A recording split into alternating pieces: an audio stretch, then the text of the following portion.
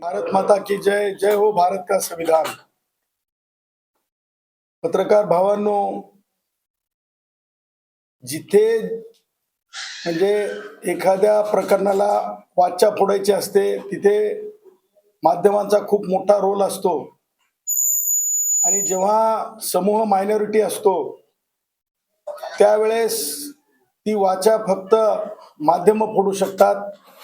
घुले खून प्रकरण असो की महाराष्ट्रातील जरंगेकडून होत असलेले अन्याय अत्याचार असो, ह्या बाबी प्राखर्यानं छोट्या समूहातले, ओबीसी समूहातले, भटक्या विमुक्तांच्या समूहातले नेतृत्व जरी थेट समोर येऊन बोलू शकत नसले तरी सुद्धा आजच्या सोशल मीडियाला, मेनस्ट्रीम मीडियाला, त्याचबरोबर जे कोणी म्हणजे माध्यमांमध्ये ऍक्टिव्ह असतात त्या सगळ्यांचं खरोखर कौतुक.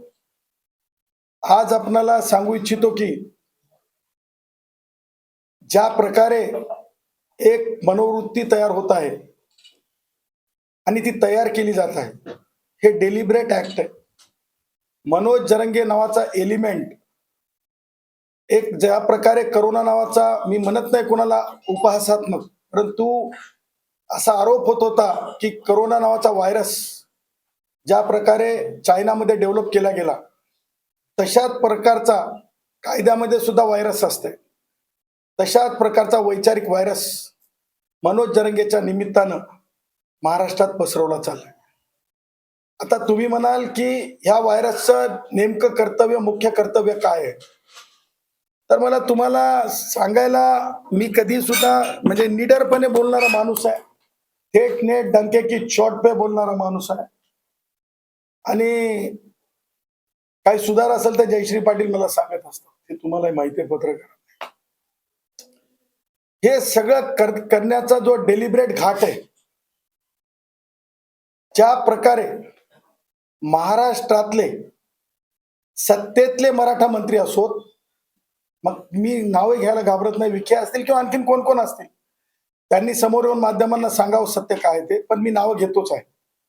विखे असतील किंवा आणखीन कोणी मराठा मंत्री असतील किंवा उपमुख्यमंत्री एकनाथ शिंदे असतील किंवा सर्व पक्षातले आमदार असतील, माझं स्पष्ट आणि थेट म्हणणं आहे, डंके की चोट पे म्हणणं आहे की जरंगे हा व्हायरस महसूल विभाग जो आहे तो एका तेली सन्माननीय बावनकुळे साहेबांकडे नको, ह्याच्यासाठी ही संघटितपणे ही शब्दांची झोड, हा सामूहिक अपमान, सार्वजनिक अपमान, आईच्या ज्यांना मा जिजाऊ समजली ना, ज्यांना मा रमाई समजली ना, मा अहिल्या देवी होळकर समजेल ना, ज्यांना आई सावित्री आईचं कर्तव्य समजेल ना, त्यांना ते पावित्र्य समजेल की दुधाचं पावित्र्य काय असतं, वैचारिक दुधाचं असो की मातेच्या दुधाचं असो. खिल्ली उडवण्यासाठी नसतंय. हा माणूस ज्या प्रकारे व्यक्त झाला माननीय बावनकुळे साहेबांच्या आईच्या बाबतीमध्ये, याच्या मुखातून म्हणतात, श्रीमुख म्हणतात, याच्या मुखातून शेण गळत होतं, विष्ठा गळत होती असं वाटत होतं. अत्यंत नीच पातळीवर गेलेला हा माणूस. सांगायचं तात्पर्य, हे व्हायरस डेव्हलप केला चाललाय. याच्यामध्ये नॉन मराठा महसूल मंत्री नको, हा मुख्य उद्देश आहे.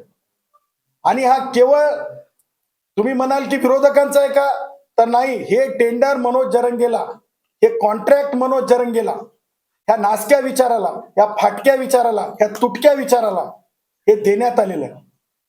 आणि मग नुसते सन्माननीय बावनकुळे साहेब आहेत का त्याच्यामध्ये तेली समाजाचे म्हणून?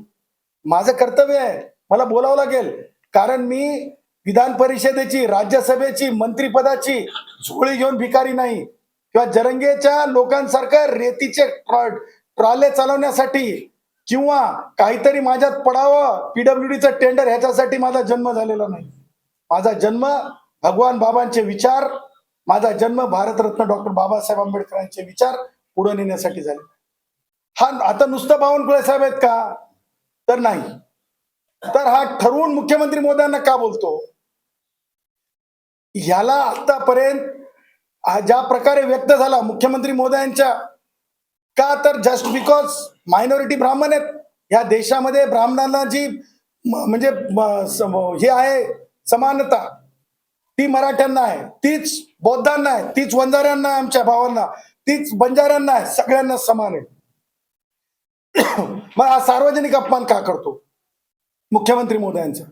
तर मुख्यमंत्री पदी सुद्धा मला म्हणायचं नाही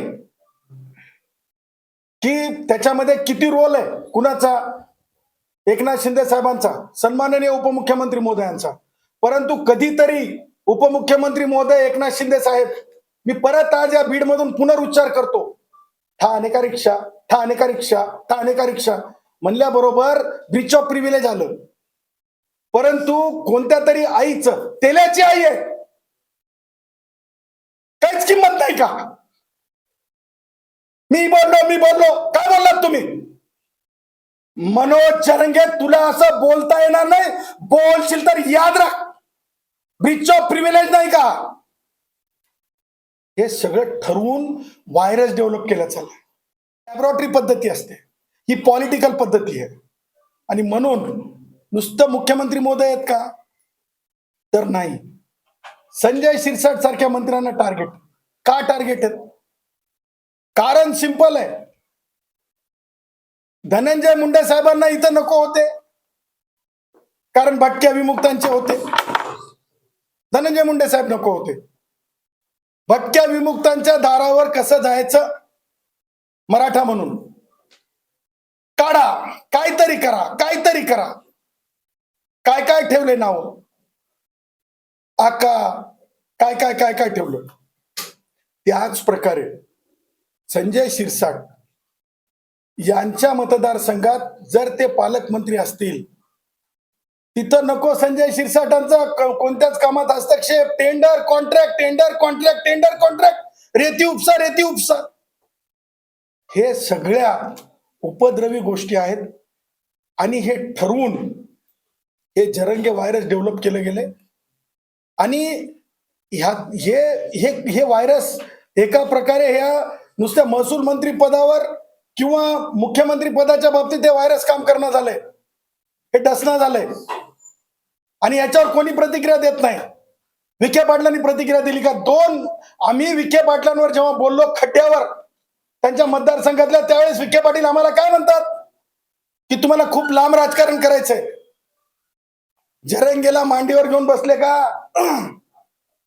एवढं बाष्कळ बोलल्याच्या नंतर, एवढं घाणेरडं बोलल्याच्या नंतर अरे म्हणतात, अरे तुझ्या काय डोक्यात शेण गेलंय का म्हणतात, तुझ्या डोळ्यात तुझ्या अरे काय माती पडली काय म्हणतात. आमच्या गुराखी साहित्यामध्ये बोलले का विखे पाटील? आम्हाला जशी समज देतात, आम्हाला जशी सूचना करतात, समज काय देतात ते सूचना करतात, तसं जरंगेला बोलले का कडक भाषेत?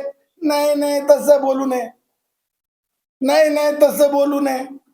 अरे तुम्ही माध्यमांकडे बघताना सुद्धा जरंगेला वाईट वाटेल म्हणून नाही नाही तसं बोलू नये. मी तुम्हाला सांगतो, आजच्या नंतर जे जे जरंगेला मंत्री मराठा समाजाचा म्हणून डोक्यावर घेत असेल आणि ते व्हायरस डेव्हलप करत असेल, आम्ही ठरवलंय जरंगेने जर 52 कुळ्या म्हणून जर अपमान केला तर एकनाथ शिंदे म्हणून मी अपमान करेल.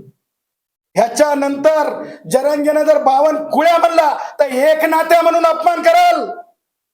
या बीडच्या मायभूमीतून सांगत आहे, भगवान बाबाच्या पवित्र विचाराला साक्ष देऊन सांगत आहे. कारण हे व्हायरस किल करण्याची दवा आहे. वॅक्सिनेशन तयार करत आहे मी. मला समजलंय जशास तसं उत्तर दिलं तरच वॅक्सिन आहे या व्हायरसचा. ह्याच्या नंतर 52 कुळ्या जेवढ्या वेळेस ते म्हणाल तेवढ्या वेळेस मी एक नाथ्या म्हणाल, तेवढ्या वेळेस मी एक नाथ्या म्हणाल. कारण हे तुम्ही तयार केलं, तुमची जिम्मेदारी आहे याला मॅन करायची, याचा माज उतरायची. याला शेंबूड पुसता येत नाही, छटाक आहे. आणि रिकार्ड कसा करू शकतंय? एक छटा. उदय सामंत आमचे ब्राह्मणाचे, आम्हाला काही म्हणायचं नाही जातीवर, पण कडक बोलले का? कडक बोलले का? कडक बोलले का? हे सगळं काही ठराविक ठरून आहे. आणि म्हणून हे झालं राजकारणामध्ये. त्याच प्रकारे गावोगाव जी जुनी व्यवस्था होती, म्हणजे जुनी ज्या प्रकारे व्यवस्था होती की एक जर तेली असेल तर त्याला त्रास व्हावा, एक जर माळ्याचं घर असेल तर त्याला त्रास व्हावा, एक जर लोहाराचं घर असेल तर त्याला त्रास द्यायचा, एक जर आपलं सुतार भावाचं घर असेल तर त्याला त्रास द्यायचा, दोन जर वडराचे घर असतील भावाचे तर त्यांना त्रास द्यायचे, कैकाड्याचे घर असतील तर त्यांना त्रास द्यायचे. ही एक ठरवून असलेली भूमिका पुन्हा एकदा ती व्यवस्था. आम्ही मसल पॉवर आहेत. हे कसला पाटील रे तू? कोणत्या संविधानामध्ये मला वाचायला मिळालं नाही. गावाचा पोलीस पाटील आता बौद्ध समाजाचा असताय. जरंगे, जरंग्या, मन्या मन्या. कारण हे कांटाळा जोपर्यंत उघडत नाहीत ना तोपर्यंत समजत नसतंय. आणि म्हणून ही गावची नव्यानं जी व्यवस्था जिवंत करण्याचं जे धाडस आहे, तुम्हाला सांगतो सुप्रिया ताई सुद्धा त्याचा पार्ट बनल्यात. माझा घुले ज्या वेळेस हत्या होते माझ्या घुलेची, सुप्रिया ताई तुम्ही संसद रत्न आहेत, मी गुणरत्न आहे. तुम्ही संसद रत्न आहेत, मी गुणरत्न आहे. गुणरत्नाला कळालं की वंजाऱ्याच्या भावाच्या घरी जायचं असतंय, त्या आईला बोलायचं असतंय, तिच्या त्या गोळा जो मारल्या गेलाय त्या गोळ्यावर काहीतरी तिला भावना द्यायच्या असतात. तिच्यामध्ये तू काळजी करू नको आई, तुझ्या मुलाला न्याय मिळेल एवढं म्हणण्याचं धारिष्ट नव्हतं. एवढा खासदारच का ताई? सॉरी, आमच्या याच्यामध्ये गुराखी साहित्यामध्ये पुळका काय कामाचा? एवढा राजकीय पुळका, एका गेलेल्या बाळापेक्षा जास्त राजकीय पुळका काय करायचा होता ताई? आणि म्हणून ही व्यवस्था, हे जे खासदार, काय नाव त्याचं, असे खासदार उजदार आमदार मी नाव ध्यानात ठेवत नाही. बजरंग कोण येते मला असले आमदार मी माहित नसतात. कारण मी लय कमी बोलतो, लय थेट बोलणारा माणूस आहे. तुम्हाला सांगतो ही व्यवस्था उभी पुन्हा एकदा, ही व्यवस्था संकटमय व्यवस्था उभी करायची गावगाड्यामध्ये. आणि गावगाड्याच्या माणसांना पुन्हा अडकुत्यात, पुन्हा चापकात, पुन्हा म्हणजे ज्याला आपण म्हणतो फडा तर आणू शकत नाही, पण ही आधुनिक प्रकारची तुम्हाला सांगतो एक व्यवस्था जी आहे, अत्याचारी व्यवस्था निर्माण करायची. जो मुलगा, मला सांगा, माननीय आमचे ते वाल्मिक कराड साहेब, त्यांची चार्जशीट तुम्हाला पत्रकारांना सांगतो, एक दिवस आपण त्या चार्जशीटवर आपण तुम्हाला सांगतो विधी महाविद्यालयाच्या विद्यार्थ्यांचा जर आपण परिसंवाद ठेवला तर मूट कोर्टामध्ये त्या चार्जशीटवर असं निघून येईल की ह्या प्रकरणामध्ये एवढे दिवस अटक ठेवणं म्हणजे चुकीचं होतं. मग का हे ठेवलं चाललंय? त्याच्या मागचं कारण फार सिंपल आहे. हे ठेवण्या जाणे मागचं कारण की वाल्मिक कराड सारखा बौद्धांपासून ते सामान्यातल्या सामान्य वंचितांपर्यंत लग्न कार्याला मदत करणारा कोणी सुद्धा भटक्यातला घडू नये, दिसू नये, पुढे हिंमत करू नये, अशा प्रकारचं हे टॉर्चरिंग वर्क आहे. आणि मला सांगा, जे धस भस काय काय होते ते आका बाका म्हणत गेले, ते आज कुठे आहेत? ते लपलेले आहेत, ते हरवलेले आहेत. धस आपण हरवलात का विचारतो प्रश्न, बीडमध्ये येऊन विचारतो की आपण हरवलात का? आणि म्हणून माझं तुम्हाला म्हणणं आहे, तुम्ही आपल्या माध्यमातून सरकारला, की अशी व्यवस्था निर्माण होऊ देऊ नका. आणि घुलेंच्या बाबतीमध्ये सांगायचं झालं तर आज सन्माननीय सानप साहेब असतील, सन्माननीय आमच्या ताई असतील, सन्माननीय जे आमचे ओबीसीतले, आमचे भटक्या विमुक्तातले, जे राजकारणाच्या पलीकडे, आम्ही सगळे राजकारण, म्हणजे हे सगळी राजकारणी मंडळी असू देत, मी बिगर राजकारणी माणूस आहे, जयश्री पाटील बिगर राजकारणी आहेत. आम्ही यांच्यासाठी सेवक म्हणून, घुलेंचे सेवक म्हणून, भगवान बाबाचे शिपाई म्हणून, भगवान बाबांचं कार्य पुढे नेण्यासाठी म्हणून आम्ही जे करता येईल न्याय देण्यासाठी आम्ही ते करण्यासाठी कटिबद्ध आहोत. आज माध्यमांना आम्ही पुन्हा एकदा हेच सांगत आहोत की एक आमचा मास्टर प्लॅन तयार आहे. तो मास्टर प्लॅन आम्ही 8 दिवसाच्या नंतर, बरोबर, 8 दिवसाच्या नंतर आम्ही जाहीर करू. आणि त्या 8 दिवसाची आम्ही मोहलत दिलेली आहे.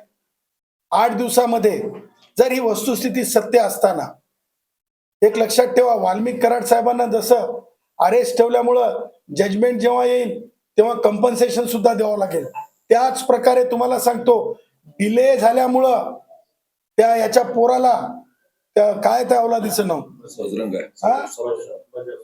बजरंगचं पोरगा काय ते बजरंगचं पोरगा सौरभ, त्याला उशीर झाला कारवाईला म्हणून जर उद्या न्यायालयाने ताशेरे ओढले तर ती जिम्मेदारी आमची राहणार नाही. आणि म्हणून आम्ही सरकारला सुद्धा विनंती करत आहोत की तातडीने हे 8 दिवसामध्ये, तर बरोबर आहे की म्हणजे माननीय पोलीस महासंचालक साहेबांनी तातडीने सीआयडीला तपास दिला, आता एसपींकडे तपास नाही, तरी सुद्धा एसपींच्या कर्तव्यांची कसूर असेल तर त्या बाबतीमध्ये चौकशी होईल विविध पद्धतीनं, मला अपेक्षा आहे. भावना सगळ्यांच्या राखल्या जातील, पण येणाऱ्या काळामध्ये 8 दिवसात या गोष्टीला पूर्णत्वास न्यावं, न्यायासाठी पुढाकार घ्यावा. दुसरी गोष्ट, माझी जी भगिनी आहे त्या भगिनीला तातडीनं नोकरी द्यायची, दिलीच पाहिजे. भटक्या विमुक्ताची आहे, माझी बहीण आहे, भगवान बाबाच्या भक्त आहे, भटके विमुक्त आहोत या म्हणून मराठा एखाद्या कुटुंबातल्याला नोकरी देणं तातडीनं, का तर ते पानसट बोलणार त्याच्या भीतीपोटी ताबडतोब नोकऱ्या, ताबडतोब GR. आणि माझ्या बहिणीला, गुले बहिणीला तातडीनं जर नोकरी नाही दिली या खून प्रकरणात, तर जेवढ्या नोकऱ्या दिल्या तेवढे शासन निर्णय माननीय उच्च न्यायालयात मी चॅलेंज करणार. आणि मन्याच्या शिफारसीनं खरं कोण आत्महत्या केल्या होत्या आणि खोट्या कोण दर्शवण्यात आल्या याची सुद्धा चौकशीची मागणी करणार. मन्याला पळती भुई कमी पाडणार. मन्यानं हे लक्षात ठेवावं. मन्यानं हे त्याची उष्टेगिरी लाळ गळेपर्यंत ते छटाकणं आता ह्याच्या पुढं आपल्या मर्यादेत राहावं. आणि जे मंत्री, पुन्हा एकदा आपल्या पत्रकार परिषदेला माझं मत थांबवताना सांगतो की जे कोणी सत्तेतील मंत्री मन्याला मदत करत असतील